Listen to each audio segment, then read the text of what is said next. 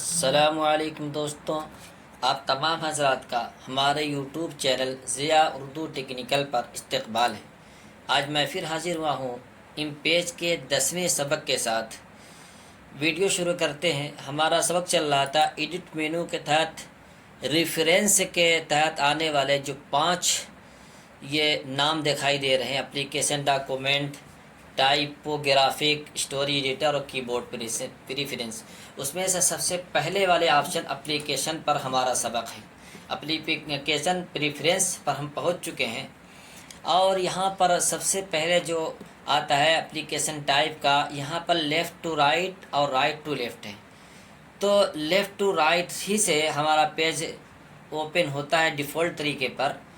यानी इसका मतलब ये है कि अगर हम लेफ़्ट टू राइट पर क्लिक करते हैं तो ये जो रूलर है जिसे हम नापते हैं किसी भी ऑब्जेक्ट को, किसी भी खाने को, लाइन को, और ये जो स्टेटस बार जहाँ पर सफ़ा नंबर और व्यू जो शो होता है कि कितने पॉइंट पर व्यू है इस वक्त, परसेंट कितना है, ये दो चीज़ें जो है इसी से मुतल्लिक हैं। लेफ़्ट टू राइट करने पर ये चीज़ें बाएं नज़र आएगी और जैसे ही हम राइट टू लेफ़्ट करेंगे, देखिएगा ये यहाँ से जो शो कर रहा है और ये रूलर जैसे हम करेंगे ये दाहिनी तरफ चला जाएगा। देखिए यहाँ से शुरू हो गया और ये भी स्टेटस बार भी यहाँ से शुरू हो गया। तो चूँकि हमें बार बार आज इस पर चलना है तो हम इसकी शॉर्टकट कीज देख लेते हैं। ये देखिए एडिट मेनू में प्रीफरेंस पे जाने के बाद ये एप्लीकेशन है, इसका शॉर्टकट कीज Alt+F11 है। तो हम डायरेक्ट अब F11 जो है सेलेक्ट करेंगे तो ये बॉक्स हमारा खुल कर के आ जाएगा। प्रैक्टिकल करके देखते हैं। Alt+F11 डायरेक्ट हम उसी डायलॉग बॉक्स पे पहुँचे हैं। तो ये दो ऑप्शन आ गए, रूलर और स्टेटस बार को दाएं बाएं करने के लिए।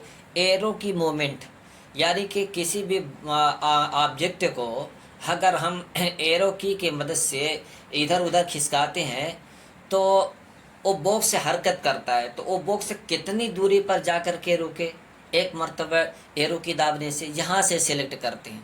प्रैक्टिकली देख लेते हैं।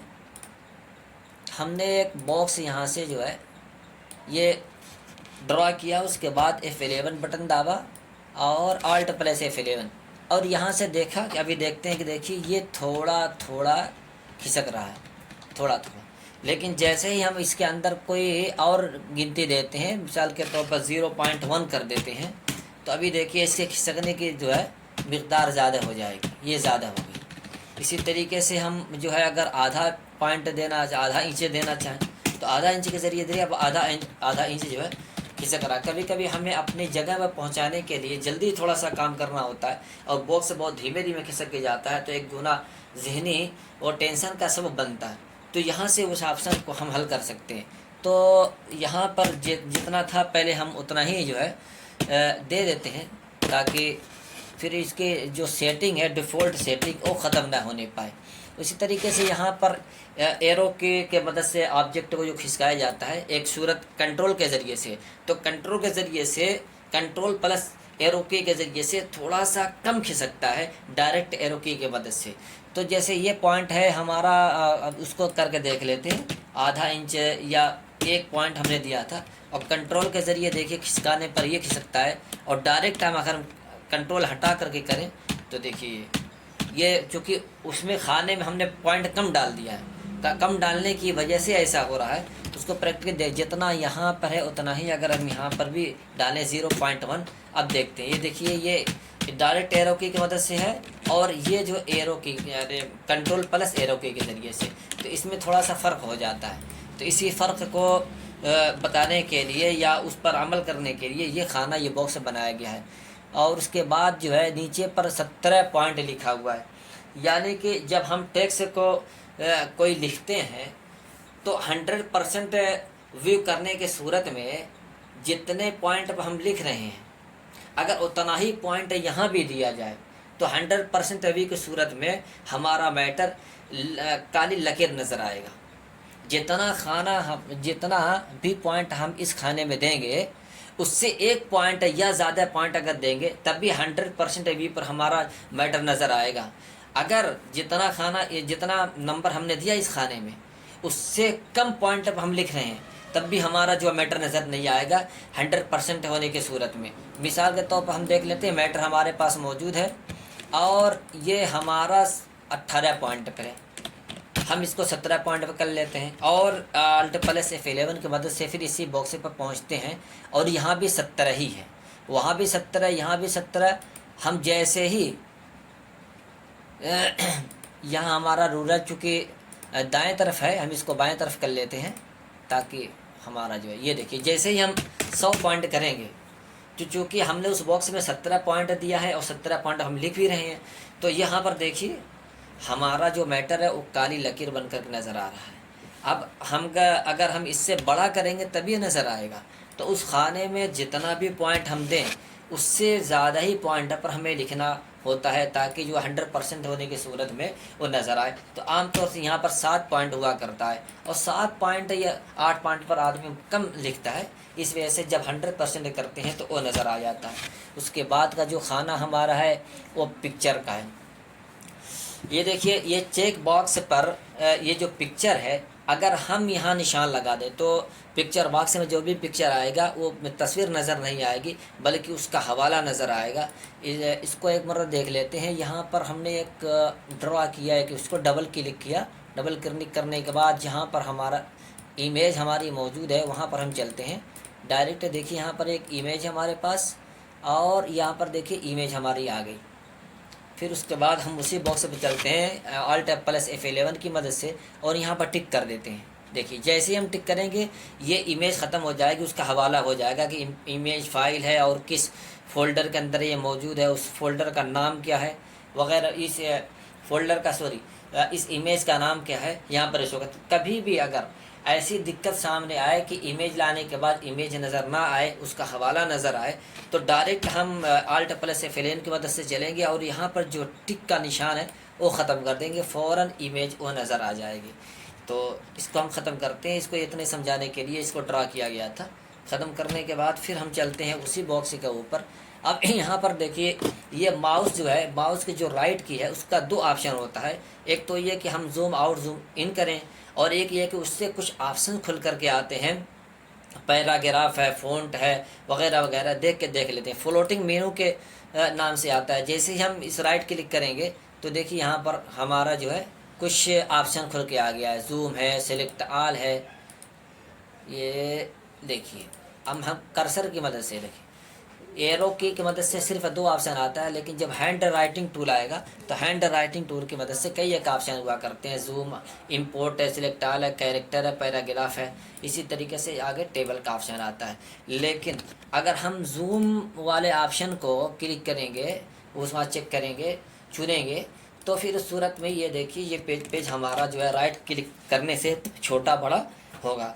उसी तरीके से ये जूम करने के बाद अब हम राइट क्लिक जब करेंगे तो कितना फ़ीसद व्यू हमारे सामने आए वो चुनते हैं हम। तो हमने यहाँ पर 150 ले लिया है, इसलिए कि की मदद से जो F5 से लेकर के F8 तक है ये व्यू को छोटा बड़ा, सफ़े को छोटा बड़ा करके हम देखने के लिए यहाँ पर जो इस्तेमाल करते हैं।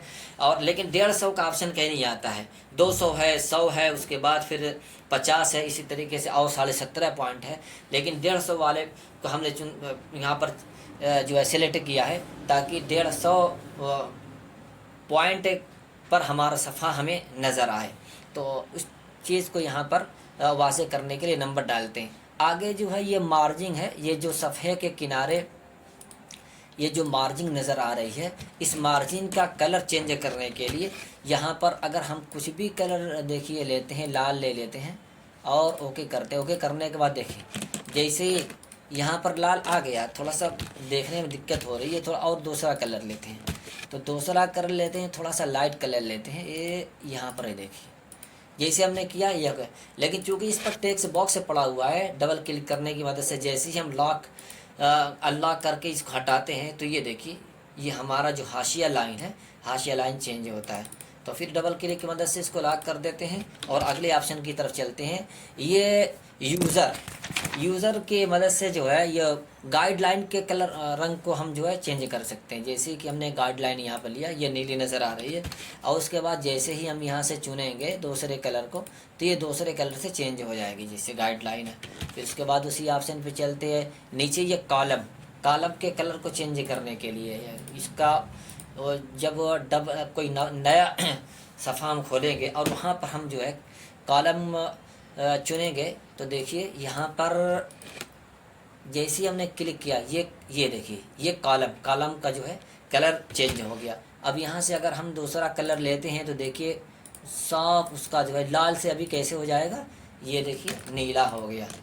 तो ये चीज़ काम होती है, लेकिन बस ये सब चीज़ें दिखाने के लिए होती हैं। हालांकि पेज में काम के दौरान ये सब चीज़ें इस्तेमाल आदमी नहीं करता। उसके बाद देखिए ड्रैग ड्रॉप टैक्स है, इसके वजह से जब यहाँ पर जब ये चेक रहेगा तो हम सेलेक्ट करने के बाद कर्सर से अपने उस मैटर को कहीं भी ले जा सकते हैं, खिसका सकते हैं।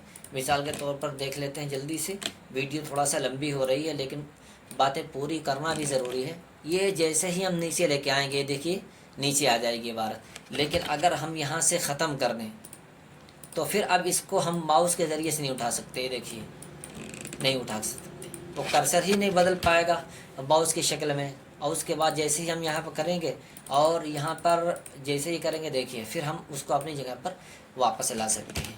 उसके बाद जो ऑटो सेव है, कोई भी फाइल जब हम काम करते हैं तो ऑटो सेव लगा देते हैं। ऑटो सेव का फ़ायदा ये होता है कि जितने मिनट हम यहाँ पर लिखे रहेंगे उतने मिनट पर ऑटोमेटिक वो फाइल सेव होती रहेगी। अगर फाइल टाइप करते करते करप्ट हो जाए या बंद हो जाए तो उतने मिनट की हमारी फ़ाइल महफूज रहेगी। 3 मिनट या 10 मिनट के अंदर जब तक कि 10 मिनट नहीं पूरा होता है उस वक्त तक का काम हमारा सिर्फ बेकार होगा, पूरी फाइल बेकार नहीं होगी। उसके बाद ये मेंटेन में एक लिखा हुआ है, ये इसके बैकअप फाइल को बताने के लिए कि हम कितनी बैकअप फाइल चाहते हैं। अगर हम 2 लिखेंगे तो जो बैकअप फाइल तैयार होगी, 3 लिखेंगे 3 बैकअप फाइल तैयार होगी। बहुत काम के दौरान बहुत से मरहले ऐसे आते हैं कि जो असल फ़ाइल हमारी बेकार हो जाती है, तो असल फ़ाइल बेकार होने के बाद हम बैकअप से काम ले लेते हैं। 150 सफ़ा 200 सफ़े की फ़ाइल होती है, तो असल फ़ाइल करेक्ट होगी, ओपन नहीं हो रही है, तो फिर बैकअप की मदद से हम जो है उसको रिकवर करते हैं। तो यहाँ पर मेंटेन में कम से कम एक बैकअप फ़ाइल तो तैयार होनी ही चाहिए, ताकि किसी भी अनहोनी होने की सूरत में हम दोबारा उस फाइल को हासिल कर सके। वीडियो थोड़ा सा लंबी हो गई है, माजरत चाहते हैं। ये वीडियो इस वक्त पूरी हुई। वीडियो पसंद आए तो लाइक करें, शेयर करें, और चैनल पर नए हो तो सब्सक्राइब करना न भूलें। फ़कत वस्सलाम।